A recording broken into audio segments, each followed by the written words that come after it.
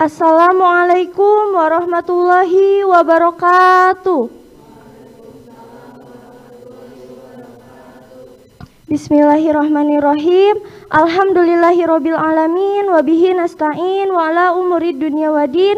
Wassalatu wassalamun ala asrofil anbiya'i wal mursalin Sayyidina Muhammadin wa ala alihi wa sahbihi ajmain, amma ba'du. Pertama-tama marilah kita panjatkan puja dan puji kehadirat Allah Subhanahu wa taala yang mana telah memberikan kita semua nikmat dan karunia-Nya sehingga kita dapat berkumpul pada acara Gebyar Demokrasi Diskusi Pasangan Calon Pemilihan Ketua dan Wakil Ketua OSIS SMA Negeri 1 Cisarua periode 2021-2022. Salawat serta salam marilah kita panjatkan kepada junjungan besar Nabi Muhammad SAW, kepada keluarganya dan juga kepada sahabatnya. Saya Anissa sebagai pembawa acara Gebyar Demokrasi Diskusi Pasangan Calon Pemilihan Ketua dan Wakil Ketua OSIS SMA Negeri 1 Cisarua periode 2021-2022. Dengan ini marilah kita buka acara dengan mengucapkan Bismillahirrahmanirrahim. Selanjutnya menyanyikan lagu wajib Indonesia Raya. Acara selanjutnya marilah kita sambut pasangan nomor urut 1, 2, dan 3.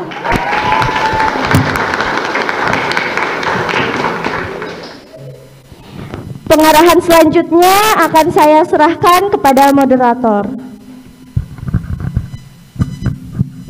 Assalamualaikum warahmatullahi wabarakatuh. Perkenalkan, nama saya Alia Nabil dari kelas 11 IPS 2 dan rekan saya Ferdian Seto dari kelas 11 MIPA 3. Kami di sini sebagai moderator debat calon ketua dan wakil ketua OSIS SMA Negeri 1 Cisarua periode 2021 dan 2022. Di hadapan kita semua kini telah hadir para pasangan calon dan wakil ketua OSIS periode 2021-2022. Marilah kita sambut kandidat nomor urut nomor 1, Siti Zahra Nurfatia dan Yusfa Danis Rifai. Di nomor urut 2 ada Wedas Mara dan Sigit Dwi Purnomo. Kandidat nomor 3 ada M. Zadal Hussein dan Abrialenka.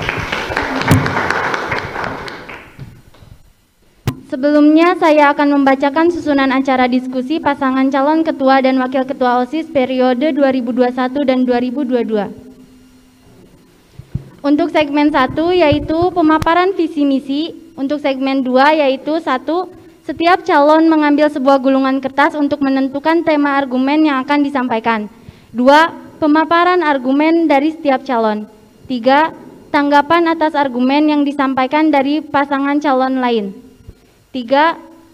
Sesi tanya jawab. Marilah kita dengarkan pemaparan visi dan misi setiap pasangan calon yang akan dimulai dari pasangan kandidat nomor urut 1. Assalamualaikum warahmatullahi wabarakatuh. Waalaikumsalam warahmatullahi wabarakatuh. Pada kesempatan kali ini kami akan memaparkan visi dan misi kami. Visi kami yaitu membantu mewujudkan siswa-siswi SMA Negeri 1 Cisarua sebagai generasi yang unggul, berprestasi, berkarakter, berwawasan, serta berakhlak mulia dengan tetap berlandas kepada iman dan takwa, serta tercapainya OSIS SMA Negeri 1 Cisarua sebagai OSIS yang berkualitas, progresif, dan dinamis. Dengan misi yang pertama, selalu mengutamakan Tuhan Yang Maha Esa dalam setiap aspek. Yang kedua, menjadikan OSIS sebagai wadah berkreasi dan beraspirasi bagi siswa-siswi SMA Negeri 1 Cisarua. Yang ketiga, mendukung dan mengoptimalkan ajang apresiasi terhadap bakat dan kemampuan siswa di berbagai bidang. Yang keempat, merangkul dan menjalin hubungan yang baik antara satu siswa dengan siswa lainnya dan antar organisasi di setiap keseharian ataupun program kerja. Yang kelima, memanfaatkan media sosial sebagai media pendukung untuk pengembangan diri bagi siswa dan siswi SMA Negeri 1 Cisarua. Cukup sekian dari kami. Wassalamualaikum warahmatullahi wabarakatuh. Kita lanjutkan dengan mendengar pemaparan visi dan misi dari kandidat nomor urut 2. Assalamualaikum warahmatullahi wabarakatuh. Pada kesempatan kali ini, kami akan memaparkan visi misi kami sebagai kandidat calon ketua OSIS dan wakil ketua OSIS SMAN 1 Cisarua. Visi kami yaitu mewujudkan SMAN 1 Cisarua sebagai tempat yang nyaman bagi seluruh muridnya untuk mengembangkan potensi dirinya dan menjadikan siswa SMAN 1 Cisarua sebagai siswa yang memiliki pribadi berkarakter, berwawasan global, dan peduli lingkungan. Adapun visi misi dari kami yaitu 1. Meningkatkan keimanan dan ketakwaan kepada Tuhan Yang Maha Esa. 2. Melibatkan siswa dalam berbagai perlombaan akademik maupun non-akademik. 3. Menjalankan tugas dengan penuh tanggung jawab. 4. Melaksanakan kerjasama yang baik antara OSIS dan MPK serta ekstrakurikuler yang ada di sekolah. 5. Menerima saran kritik dari seluruh warga sekolah. Sekian visi misi dari kami. Wassalamualaikum warahmatullahi wabarakatuh.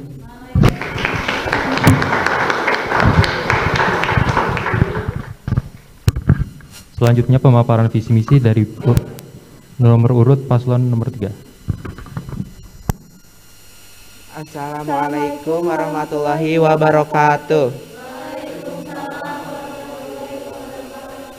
Pada kesempatan kali ini, saya akan memaparkan visi dan misi kami untuk menjadi ketua dan wakil ketua OSIS SMA Negeri 1 Cisarua masa bakti 2021-2022. Visi kami yaitu menjadikan OSIS SMA Negeri 1 Cisarua sebagai organisasi yang berkualitas tinggi serta mampu menjaga nama baik sekolah.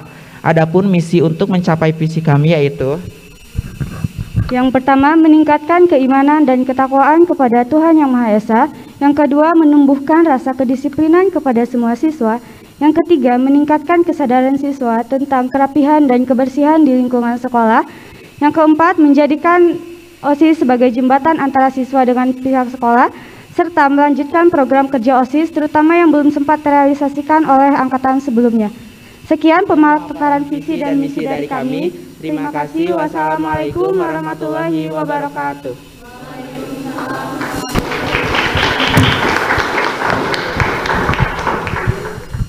Selanjutnya, setiap calon mengambil sebuah gulungan kertas untuk menentukan tema argumen yang akan disampaikan.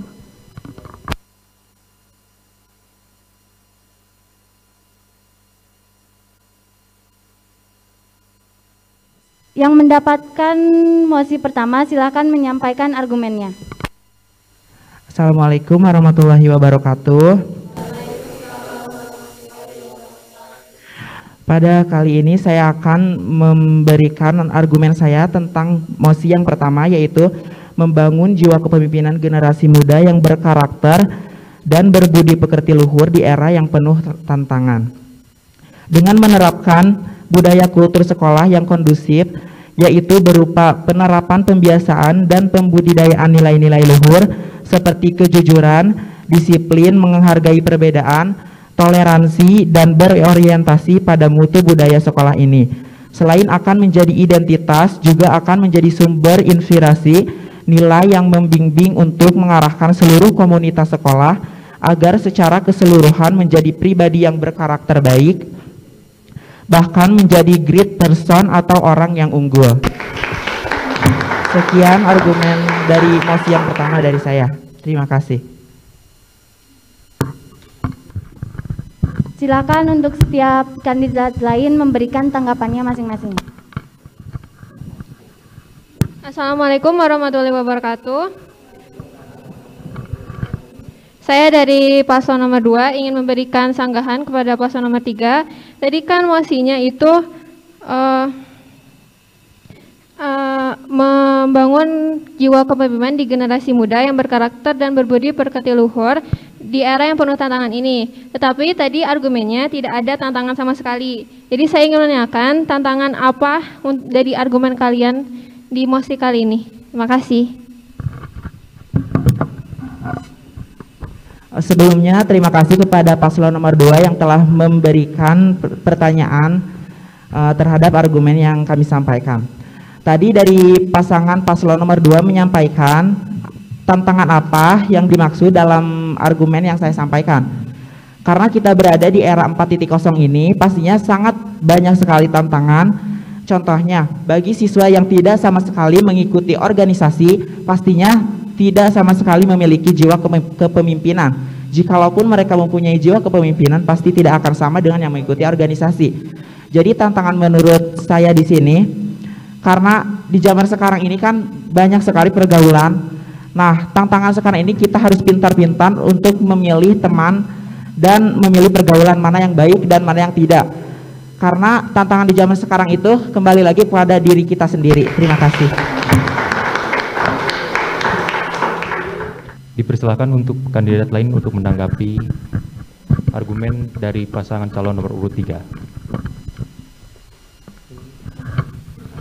Saya mau nanya, emang hanya di era sekarang, emang nggak di semua era tuh kita emang harus memiliki jiwa kepemimpinan? Tadi kan Anda menyebutkan hanya di era 4.0. Bukannya emang harus di semua era ya? Ya itu saya, terima kasih. Oke, di sini saya akan menjawab pertanyaan dari paslon nomor 1. Kenapa harus di era 4.0? Karena era 4.0 bisa disebut era yang paling modern dari era yang lainnya. Jadi kita harus pintar-pintar mengatur atau men-challenge diri kita, memilih sesuatu, teman, pergaulan, dan menggunakan teknologi yang ada dengan sebijaksana mungkin. Emang harus di era 4.0? Karena kembali lagi, menurut saya era 4.0 ini era yang paling modern. Berarti di semua era gak penting dong? Penting, tapi menurut saya kembali lagi pada argumen saya, karena era 4.0 ini era yang paling modern dan semuanya mempengaruhi pada pergaulan kita. Mohon maaf, tapi kan setiap era punya tantangan tersendiri. Kenapa harus era 4.0 aja? Karena di era 0 ini kita harus pintar-pintar memilih dari mulai teknologi, teman, pergaulan.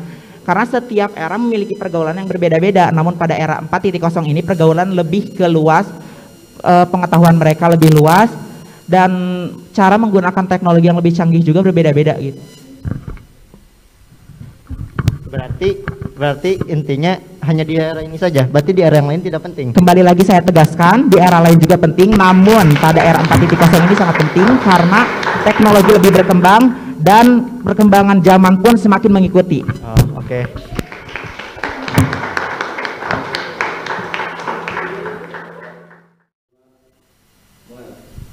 Itulah pemaparan dari mosi pertama yang telah disampaikan oleh pasangan nomor urut 3 dan argumen yang telah disampaikan oleh urut nomor 1 dan nomor 2. Marilah kita lanjut ke mosi kedua. Pemaparan mosi yang kedua, silahkan disampaikan argumennya.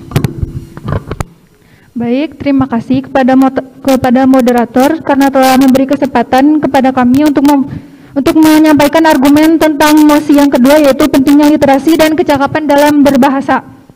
Pentingnya literasi dan kecakapan dalam berbahasa.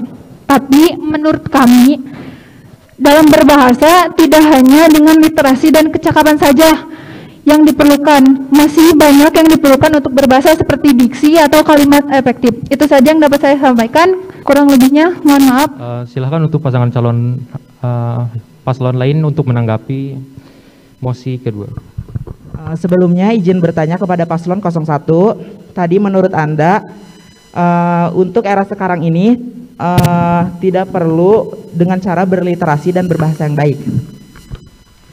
Namun sebagaimana dikutip Mas Nur Muslih mengatakan, adanya 10 tanda sebuah bangsa menuju kehancuran dan salah satunya adalah penggunaan bahasa dan kata-kata yang buruk. Terima kasih. Ya, saya akan menjawab. Tadi Anda bilang tidak penting literasi, padahal saya tidak menyebutkan itu. Saya menyebutkan tidak hanya, bukan tidak literasi. Bukan tidak penting. Begitu. Jadi maksudnya tadi tuh nggak ada omongan yang tidak penting, tapi cuman tidak hanya dengan literasi dan kecakapan saja itu. Maksudnya gitu. Oke, kan Anda bilang tidak hanya. Dengan cara apakah? Karena kan udah dikutip juga sama salah satu profesor, yaitu kalau kita nggak ngugudain bahasa dan kata yang baik itu menjadi salah satu negara yang menuju kehancuran. Ya kan tidak hanya, ini kan saya menambahkan. Ya, jika tidak hanya, saya menanya apa caranya? Karena kan tidak hanya, tapi dengan apa gitu? Kalau tidak hanya dengan berbahasa yang baik dan literasi dan kalimat efektif. Kan tadi boleh ya. Kan tadi apa pertanyaannya tidak hanya. Nah, berarti apa sih, coba diulang pertanyaannya? Kan tadi Anda bilang kalau bisa tidak hanya dengan kita berliterasi dan berbahasa yang baik saja. Nah, jika kita tidak melakukan itu, apa yang harus kita lakukan? Intinya gini loh, kita penting gitu literasi, kita harus melakukannya. Tapi ada tambahan lain seperti diksi dan kalimat efektif. Jadinya literasi juga penting. Kita baca dulu, tapi tidak hanya dengan literasi itu loh. Cuman iya saya tahu tidak harus dengan literasi. Yang saya bingungkan dari cara Anda selain berliterasi itu apa gitu, selain menggunakan kata efektif. Diksi, tahu diksi gak? Menurut saya kan tadi Anda bilang tidak hanya dengan cara berliterasi, karena literasi itu sesuatu yang tidak menjanjikan untuk perbuatan bagusnya karakter gitu. Jadi menurut saya karena berliterasi itu tidak mengubah nilai moral, tapi harus dimulai dengan kita nggak ngomongin itu loh. Di sini topiknya itu ngomongin dalam berbahasa, bukan moral atau karakter seseorang. Tapi saya menjawab, Anda yang bilang tadi tidak hanya dengan berliterasi. Jadi saya menjawab, ya yang di sini kita dalam berbahasa, bukan berkarakter. Iya, dan saya menjawab pertanyaan Anda yang tidak hanya berliterasi. Di sini topiknya itu berbahasa, bukan berkarakter.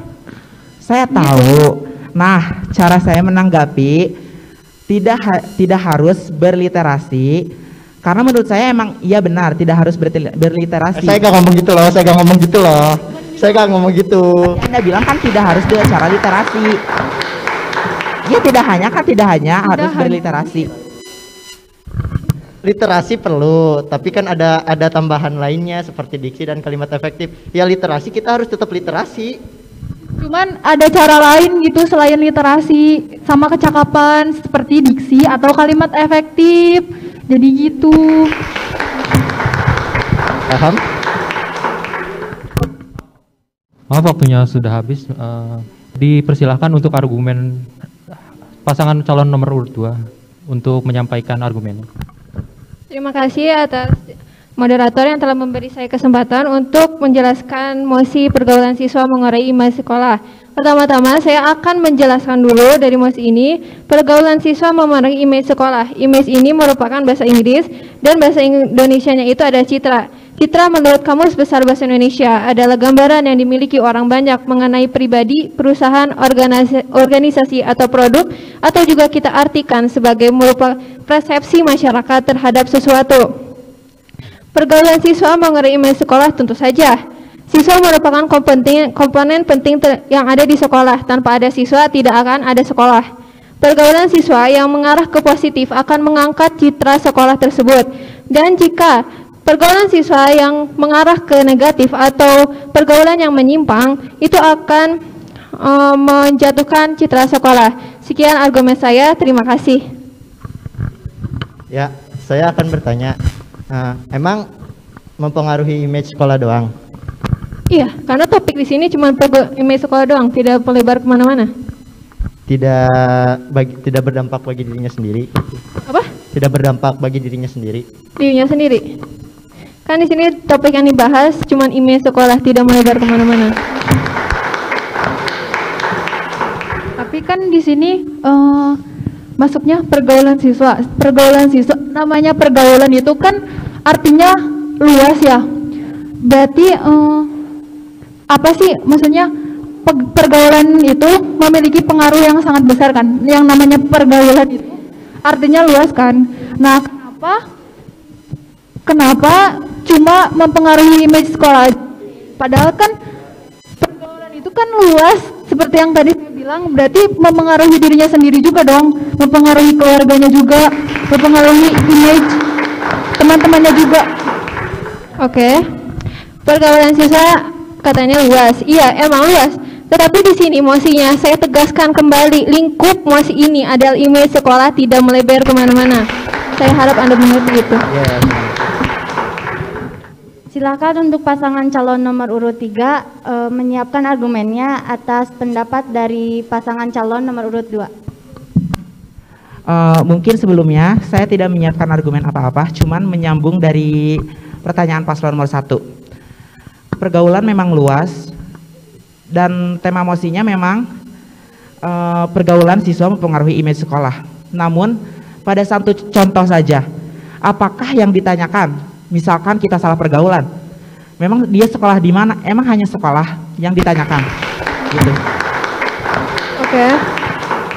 Saya tadi menyampaikan bahwa siswa adalah komponen penting sekolah. Dan di sini pergaulan siswa, berarti siswa itu sendiri adalah komponen manusiawi yang menempati posisi sentral dalam proses belajar mengajar. Berarti itu ada di lingkup sekolah. Jadi saya yakin di sini pergaulan siswanya itu pasti mengarah ke sekolah, bukan ke pertanyaan apapun. Memang iya, kembali lagi, memang iya pasti berpengaruh kepada image sekolah. Namun apakah itu tidak berdampak kepada image lingkungan, keluarga, pribadinya gitu? Karena kan jika kita melakukan sebuah pergaulan, gak mungkin dong kayak, oh dia sekolah di sini, tapi dia anak siapa, dia keluarga siapa gitu. Jadi pasti mencakup juga ke pribadinya gitu. Saya yakin Anda sudah mendengar pertanyaan paslon nomor 1 dan itu sama sekali dengan pertanyaan Anda saat ini. Saya yakin Anda sudah mendengar juga jawaban dari saya dan itu sama jawabannya dengan paslon nomor 1. Jadi menurut Anda, jika kita salah pergaulan, yang terpengaruh itu hanya image sekolah? Tidak. Iya. Tidak apa iya? Iya. Iya. Karena menurut saya itu tidak hanya image sekolah, tapi seluruhnya mencakup kepada lingkungan, keluarga, dan pribadinya. Di sini kan pergaulan siswa. Saat Anda ditanya pergaulan siswa mana, Anda pasti menjawab pergaulan siswa dengan sekolah lain. Dan pasti ditanya sekolah kan? Anda misalnya ngechat seorang teman, sekolah di mana? SMA 1. Baik, saat orang itu bertanya, mungkin aja di lingkungan sekolah iya. Oh dia satu sekolah nih sama gua. Tapi apakah di lingkungan rumahnya tetap menanyakan, oh sekolah di sini, apakah kepada itu? Tapi kan gak mungkin berpacu sama image sekolah doang gitu. Pasti image keluarga juga ke bawah dong. Kan di sini yang topiknya image sekolah. Saya tahu judul mosinya memang image sekolah, tapi kembali lagi saya tidak setuju dengan argumen Anda mengatakan bahwa pergaulan hanya berpengaruh kepada image sekolah. Kalau pergaulan siswa itu pasti melalui sekolah, itu bagian terpentingnya. Karena kalau misalnya Anda pergaulan bebas dan Anda melakukan hal-hal menyimpang, pasti ada dampaknya di sekolah. Pasti Anda melakukan memperburuk image sekolah tersebut yang sudah meningkat menjadi jatuh. Menurut saya, jika kita melakukannya dengan membawa alma mater sekolah, contohnya memakai seragam sekolah, memang mungkin yang lebih dahulu itu pasti yang terbawa image sekolah. Tapi kalau di luar, apakah tetap akan image sekolah yang kebawa? Anda pasti tanya kalau misalnya pergaulan sekolah dan melanggarnya, pasti ada data-data mencakup sekolah mana. Dan itu akan memperbaiki image sekolah karena mereka akan mengetahui Anda sekolah di mana. Ya, kembali saya tegaskan, saya setuju dengan argumen Anda yang mengatakan bahwa pasti kembali kepada image sekolah. Namun saya tidak setuju karena menurut Anda pergaulan yang salah itu hanya berpengaruh kepada image sekolah. Jadi Anda bilang setuju, berarti iya. Anda bilang setuju tadi. Ya udah. Ya saya setuju, cuman saya tidak setuju sama argumen yang mengatakan tidak berpengaruh kepada pribadinya, hanya kepada lingkungan sekolah karena ini mencakup sekolah aja. Saya tadi tidak mengatakan tidak berpengaruh pada yang lain. Tadi menurut Anda karena argumen ini bertemakan image sekolah, jadi tidak mencakup kepada lingkungan apapun. Karena batasannya memang sekolah. Ya karena pergaulan tidak terjadi di sekolah saja, tapi di luar lingkungan lebih jahat mungkin terjadi. Karena di lingkungan sekolah kita tahu batasan dan tahu sesuatu. Batasan masih di sini, pergaulan siswa dan sekolah. Iya, karena kita berada di dalam lingkungan sekolah dan sekolah itu tidak mungkin tidak mempunyai peraturan. Namun saat di lingkungan di luar lingkungan sekolah mungkin kita bisa melakukan pergaulan yang lebih luas lagi. Dan apakah hanya di lingkungan sekolah saja image itu akan berlaku? Jadi Anda bilang sudah setuju. Apa lagi? Saya setuju, saya bilang setuju pada argumen Anda yang mengatakan memang iya. Jika saya dibilang, saya tidak sepenuhnya setuju dengan argumen Anda. Mungkin 50-50 dengan argumen saya setuju dengan argumen Anda yang mengatakan berpengaruh kepada image sekolah. Namun kepada luar di sekolah, saya tidak setuju. Kan saya di sini menjelaskan cuma sekolah doang, tidak ada argumen. Itu argumen Anda, bukan argumen saya. Ya itu argumen saya karena saya berkomen pada argumen Anda gitu. Argumen saya kan cuma batasan sekolah, tidak ada yang lain. Iya, saya bertanya karena pergaulan tidak hanya terjadi di lingkungan sekolah. Iya, saya menjawab. Saya tadi batasannya sekolah dan Anda menyetujui, namun Anda menyangka lagi. Tolong jangan pelin-pelan. Iya, tapi menurut Anda tadi kan bilang sesuatu pasti kembali sama image sekolah. Oke, waktunya sudah habis. Maaf, argumennya saya potong karena selanjutnya waktunya untuk sesi tanya jawab. Segmen selanjutnya yaitu sesi tanya jawab yang akan disampaikan oleh siswa SMA Negeri 1 Cisarua. Waktu dan tempat kami persilakan. Terima kasih untuk moderator yang sudah memberikan saya kesempatan.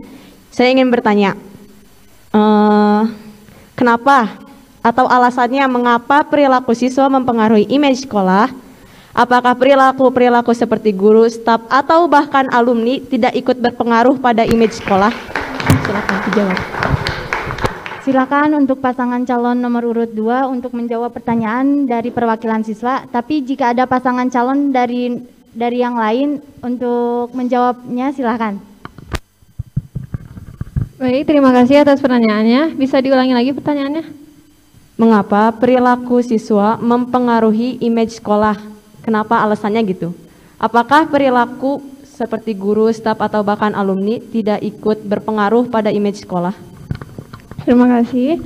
Kenapa perilaku siswa mempengaruhi image sekolah dan staf, guru, dan alumni yang lain tidak mempengaruhi image sekolah? Kenapa siswa mempengaruhi image sekolah? Karena siswa merupakan komponen terpenting di sekolah. Maka, jika siswa melakukan pergaulan yang bebas, akan mengaruhi image sekolah. Dan yang satu lagi, kenapa guru, staf, alumni tidak menyoreng nama baik sekolah?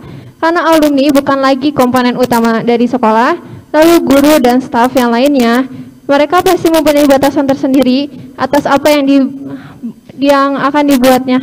Terima kasih. Tadi bilang alumni itu sudah tidak termasuk komponen sekolah, juga guru-guru dan stafnya, ya kan? Kalau kayak gitu, setahu saya, jika kita mau masuk universitas negeri gitu, terutama negeri, pasti yang dilihat alumni. Apakah dari sini bisa dilihat alumni itu masih berpengaruh pada image sekolah atau tidak menurut kalian?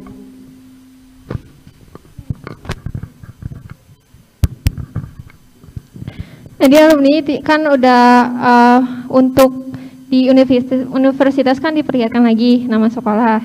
Nah kan alumni ini sendiri udah tidak memiliki ikatan yang sangat kuat dari sekolah, dan yang dibicarakan ada image sekolah saat ini. Jadi alumni itu sudah yang lama dan tidak membicarakan masa kini. Untuk penegasan ulang, terakhir deh ini pertanyaannya, alasan kenapa benar perilaku siswa yang mempengaruhinya? Jadi menurut kalian alasannya apa sih? Kenapa harus siswa yang jadi komponen penting di sini? Kenapa harus siswa yang jadi image sekolah? Karena siswa itu sendiri yang belajar di sekolah ini. Kalau misalnya alumni itu sudah tidak termasuk belajar di sini. Jadi yang terpandang tuh siswanya saja, bukan alumni. Tapi bukan berarti alumni juga tidak mempengaruhi image sekolah tersebut.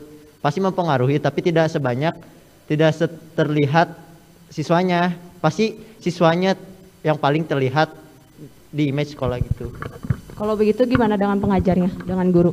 Kalau misalnya, maaf nih ya, emang rada melenceng, tapi dari salah satu website yang saya baca, dari lisan, kadang ada beberapa image sekolah itu tidak terpengaruh hanya dari siswa, dari gurunya juga, dari cara mengajar gurunya, apakah pantas untuk diajar ke siswa-siswanya, seperti itu. Jadi gimana tuh tanggapannya kalau misalnya ada hal yang seperti itu? Ya benar, staf guru mempengaruhi image sekolah. Ya itu, tapi tidak terlalu besar dampaknya terhadap sekolah, karena siswa yang paling berpengaruh itu. yang bakal terlihat itu siswa, guru tuh tidak terlalu terlihat sama sekali. Walaupun banyak sebagian gitu. Sebelumnya izin menjawab dari pertanyaan yang tadi. Mungkin kenapa yang menjadi komponen penting itu siswa, tidak guru. Karena di sini kita harus bisa membedakan dan orang-orang pasti melihat kita anak terdidik, apakah pantas melakukan hal seperti itu. Dan kenapa tidak alumni? Mungkin sebagian orang tidak mengetahui bahwa dia itu alumni situ. Dan kembali lagi karena kita siswa dan masih dididik, jadi kita kemana-mana pasti masih membawa alma mater sekolah gitu. Karena pasti orang tuh harus ngebedain dong, yang sekolah aja gitu, pasti kayak gitu. Jadi lebih utama siswa gitu, karena mereka masih anak didik dari sekolah itu. Bagaimana bisa kita disebut sebagai yang dididik jika yang mendidik kitanya juga kadang image-nya kurang baik? Kan itu juga berpengaruh kan? Kayak gitu maksudnya. Mungkin itu kembali lagi ke pribadi yang mendidik kita. Tapi sebagian besar mungkin ada beberapa guru yang seperti itu, tapi sebagian besar guru sudah bisa menempatkan dirinya bagaimana cara dia mendidik siswa, karena kan dia itu panutan bagi siswa dan harus mencontohkan perihal yang penting kepada seluruh siswa. Jadi tidak mungkin atau tidak pantas guru mengajarkan perihal yang tidak baik kepada siswa gitu, walaupun beberapa ada gitu. Ini sama-sama mosi paslon nomor 3 ya, berkepribadian, berakhlak, ya kan mosinya yang itu nomor paslon 3. Padahal pada sebelumnya kalian juga menegaskan mosinya itu kalau kepribadian itu penting di tantangan apapun, ya kan? Itu dari kepribadiannya masing-masing. Jadi kadang emang ini rada bertentangan ya. Kalian sebelumnya menjawab di mosi kalian paslon nomor 3 bahwa pendidikan karakter itu dari diri sendiri, tapi sekarang juga ternyata ada pengaruh dari luar. Itu bertentangan sama mosi kalian, gimana tuh? Mohon maaf, pertanyaannya boleh diulang nggak? Pertanyaan intinya. Kan mosi kalian itu tentang berpendidikan karakter, yang mana kalau pendidikan karakter itu berasal dari diri sendiri, ya kan? Dimulai dari diri sendiri dulu untuk mengubah diri. Sedangkan sebelumnya kalian menjelaskan untuk membantu paslon nomor 2 bahwa ternyata pendidikan karakter juga dipengaruhi oleh bukan guru, tapi dari luar, dari faktor luar. Itu bertentangan. Kalau seperti ini bagaimana tanggapan kalian? Mungkin karena memang iya pendidikan karakter itu dari diri kita sendirinya. Namun dampak dari luar juga itu sangat penting bagi pertumbuhan pendidikan karakter kita. Karena misal kita bisa mengambil contoh-contoh yang baik, karakter yang baik dari luar, tidak hanya dalam lingkungan sekolah atau dari diri kita sendiri. Karena kita perlu melihat referensi karakter yang lebih baik lagi gitu. Dan sebisa mungkin kita menanamkannya di diri kita. Oke, terima kasih untuk jawaban dari para paslon. Saya sangat senang mendengar jawaban dari kalian. Sukses selalu ya, terima kasih. Wassalamualaikum warahmatullahi wabarakatuh. Segmen selanjutnya yaitu sesi tanya jawab oleh Bapak Aryadi Sukmana, Eshum, Guru Sosiologi. Kepada beliau kami persilahkan. Oke, baik. Terima kasih atas kesempatan yang diberikan. Bapak punya satu pertanyaan, nanti dijawabnya tolong disertai alasan ya. Dijawabnya boleh oleh calon ketuanya atau calon wakil ketuanya. Pertanyaannya simpel sebenarnya ya. Kalau misalkan pada saat yang bersamaan kalian itu dihadapkan pada 3 pilihan, antara ulangan di kelas, atau ada kegiatan OSIS, atau ada kegiatan ekskul. Nah, mana yang akan kalian pilih dan alasannya apa? Itu bisa dipahami ya? Oke, kalau gitu silahkan dijawab. Terima kasih. Untuk pasangan calon yang ingin menjawab pertanyaan dari Bapak Yaldi, silahkan. Oke, waktu diskusi sudah habis. Silahkan untuk pasangan calon nomor urut 1 untuk menjawab pertanyaan dari Bapak Yaldi. Baik, terima kasih atas pertanyaannya. Tadi pertanyaannya antara ulangan di kelas, memilih antara ulangan di kelas, kegiatan OSIS atau kegiatan ekskul. Nah, kami akan memilih kegiatan yang memang harus dipertanggungjawabkan oleh kami sendiri. Jadi pastinya kami akan memilih salah satu, tetapi yang kami akan memilih yang paling penting dan yang hanya bisa dihandle oleh diri kita sendiri gitu.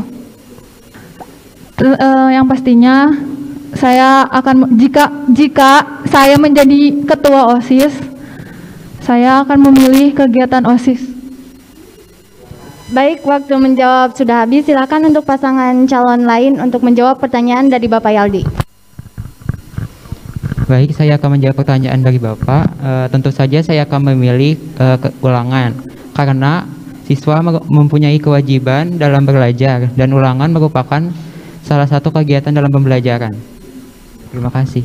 Baik, terima kasih. Untuk pasangan calon 2 selanjutnya tanggapan dari pasangan calon 3. Sebelumnya izin menjawab. Sebenarnya jika kita disuguhkan dengan pertanyaan yang seperti ini, memang kita akan kesulitan menjawab karena ketiga bagian ini tuh kayak kita punya tugas masing-masing. Namun jika saya terpilih menjadi ketua OSIS, saya akan memprioritaskan kegiatan OSIS karena saya tidak ingin hanya menjadi ketua yang cuman menumpang nama. Saya tahu ulangan itu menjadi kewajiban siswa. Namun jika kegiatan OSIS itu disepelekan, siapa yang akan melaksanakan kegiatan tersebut?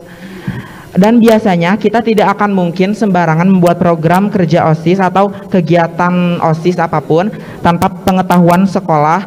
Dan biasanya kita yang ikut berorganisasi, jika ada keperluan pasti kita akan dimengerti. Kecuali beda lagi kalau ulangan itu tuh kayak ulangan yang benar-benar penting seperti ujian nasional yang waktunya tidak bisa di cancel atau tidak bisa di spend, mungkin kita akan memprioritaskan ulangan. Terima kasih.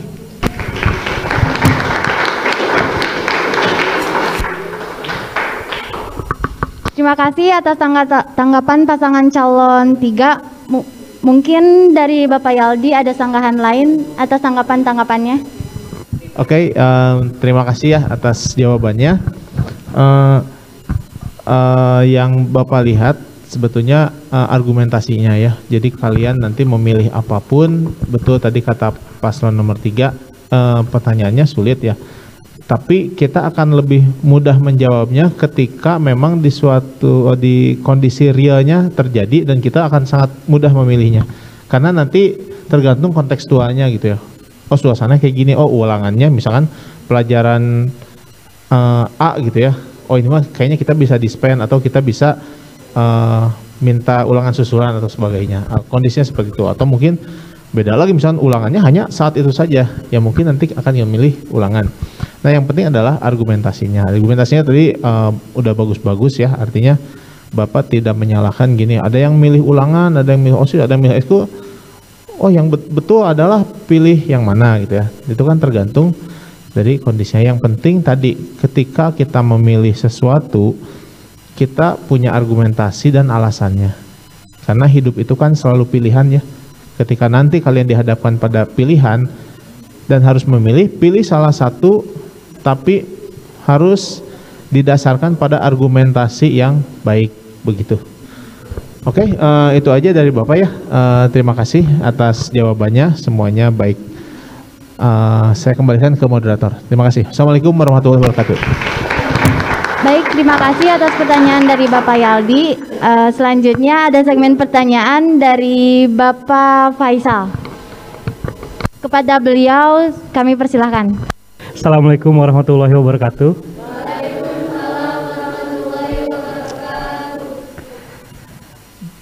Saya ingin bertanya, dalam organisasi ada tiga hal penting untuk menjalankan suatu organisasi. Yang pertama itu pemimpin yang baik, yang kedua itu anggaran dasar rumah tangga atau ADART, yang ketiga itu pengkaderisasi. Nah, yang ingin Bapak tanyakan, di antara tiga itu, mana yang paling penting atau mana yang paling memegang peranan penting untuk berjalannya suatu organisasi? Terima kasih. Baik, terima kasih pertanyaan dari Bapak Faisal. Sebelumnya kami berikan 1 menit untuk berdiskusi satu sama lain.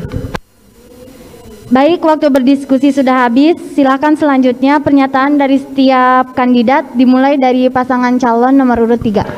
Oke, baik. Sebelumnya saya ingin menjawab. Di sini saya akan memilih pemimpin yang baik dalam berorganisasi. Karena menurut saya pemimpin yang baik itu hal yang penting dalam organisasi. Karena jika tidak ada pemimpin yang baik itu, maka organisasi itu tidak akan berjalan dengan baik. Begitupun sebaliknya, jika ada pemimpin yang baik, maka organisasi itu akan berjalan dengan baik.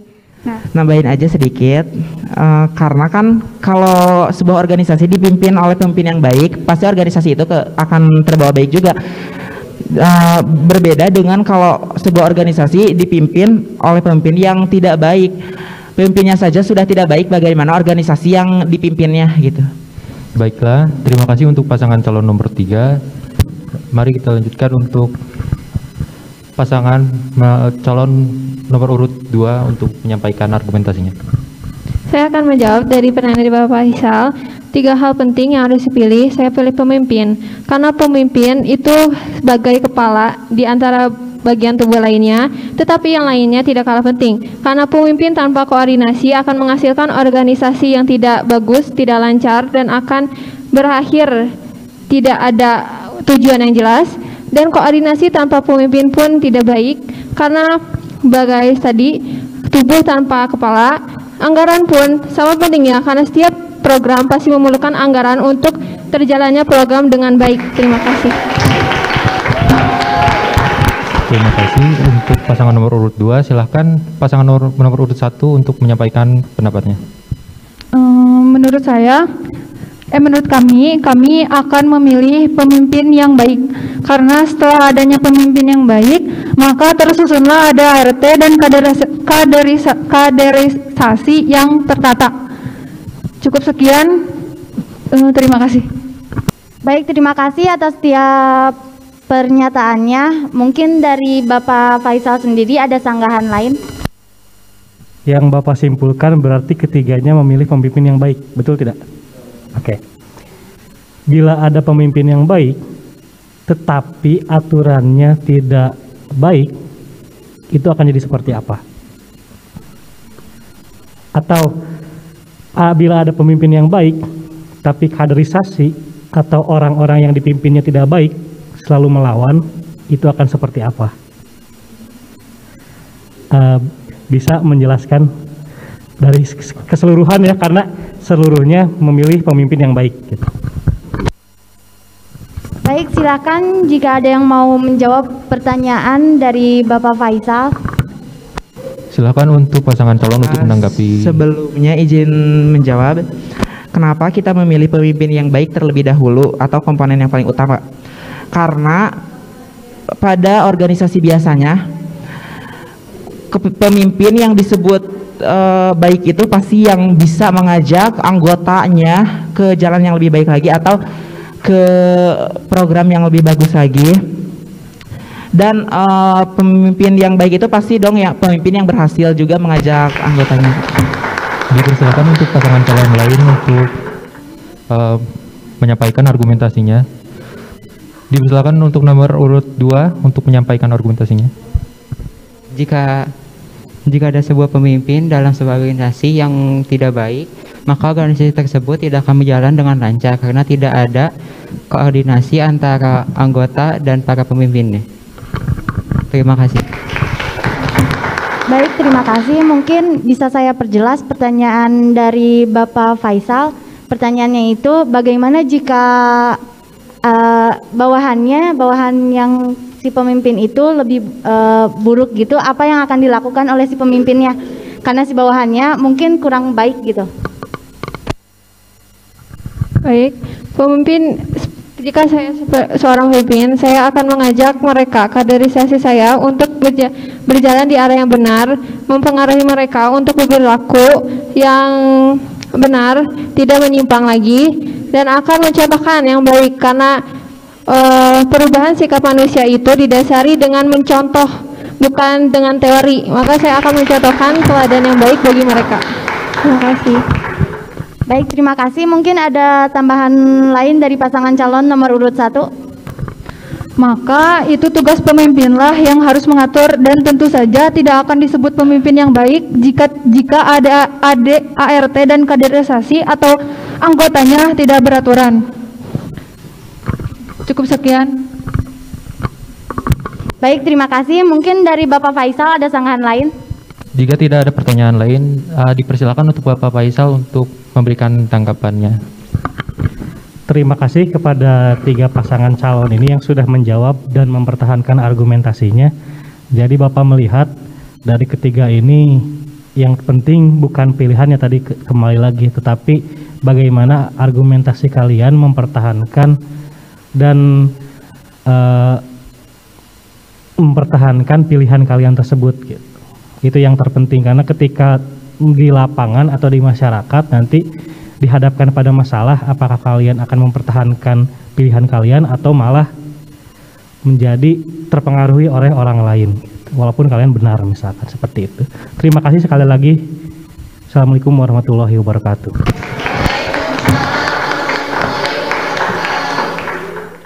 Sekian diskusi pasangan calon Ketua OSIS dan Wakil Ketua OSIS periode 2021-2022. Saya Ferdian Setowibo dan rekan saya Alia Nabil. Kami sebagai moderator pamit undur diri. Selanjutnya kami serahkan kepada MC. Wah, sangat seru dan menarik ya. Jangan lupa untuk kalian pilih pasangan calon yang terbaik menurut kalian. Katakan tidak untuk golput. Sekian diskusi pasangan calon ketua dan wakil ketua OSIS periode 2021-2022. Berikan tepuk tangan untuk setiap pasangan calon.